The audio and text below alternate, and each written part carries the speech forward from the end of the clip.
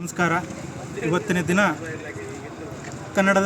ಕರ್ನಾಟಕದಲ್ಲಿ ಕನ್ನಡಿಗನೇ ಸಾರ್ವಭೌಮ. ಈ ನಿಟ್ಟಿನಲ್ಲಿ ಕನ್ನಡ ನೆಲ ಜಲ ಕನ್ನಡ ಜನತೆ ವ್ಯಾಪಾರ ಮಾಡುವಂಥ ವ್ಯಾಪಾರಿಗಳು ತಮ್ಮ ಅಂಗಡಿ ಮುಗ್ಗಟ್ಟಿನ ಮೇಲೆ ಕನ್ನಡ ನಾಮಫಲಕ ಹಾಕದೇ ಇರುವುದನ್ನು ಕರ್ನಾಟಕ ರಕ್ಷಣಾ ವೇದಿಕೆ ಖಂಡಿಸುತ್ತೆ. ಇದೇ ನಿಟ್ಟಿನಲ್ಲಿ ಇದೇ ವಿಷಯದಲ್ಲಿ ನಾವು ಕರ್ನಾಟಕ ರಕ್ಷಣಾ ವೇದಿಕೆ ಸನ್ಮಾನ್ಯ ಟಿ ನಾರಾಯಣಗೌಡರ ನೇತೃತ್ವದಲ್ಲಿ ಬೆಂಗಳೂರಲ್ಲಿ ಕೂಡ ಉಗ್ರ ಹೋರಾಟ ಮಾಡಿದ್ವಿ.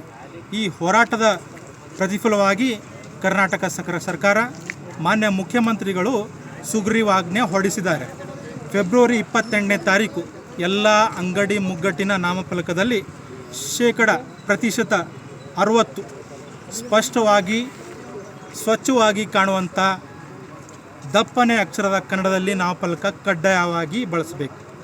ಇದನ್ನು ಈ ನಾಮಫಲಕ ಬಳಸದೇ ಇರುವಂಥ ವ್ಯಾಪಾರಿಗಳ ಮೇಲೆ ಮುಗ್ಗಟ್ಟಿನ ಮೇಲೆ ಅವರ ಪರವಾನಗಿಯನ್ನು ರದ್ದು ಮಾಡಬೇಕು ಮತ್ತು ಅವರ ಮೇಲೆ ಕಾನೂನು ಕ್ರಮವನ್ನು ಕೈಗೊಂಡು ಅವರ ಮೇಲೆ ದಂಡ ವಿಧಿಸುವಂಥ ಕೆಲಸನೂ ಕೂಡ ಆಗಬೇಕಂಥೇಳಿ ಮಾನ್ಯ ಮುಖ್ಯಮಂತ್ರಿಗಳ ಆದೇಶ ಹೊರಡಿಸಿದ್ದಾರೆ.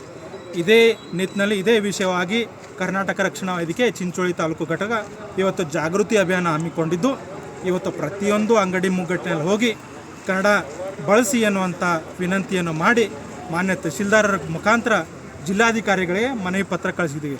February 28 last date.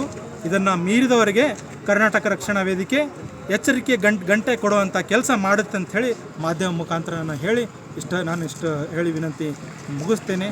ಜೈ ಹಿಂದ್, ಜೈ ಕರ್ನಾಟಕ.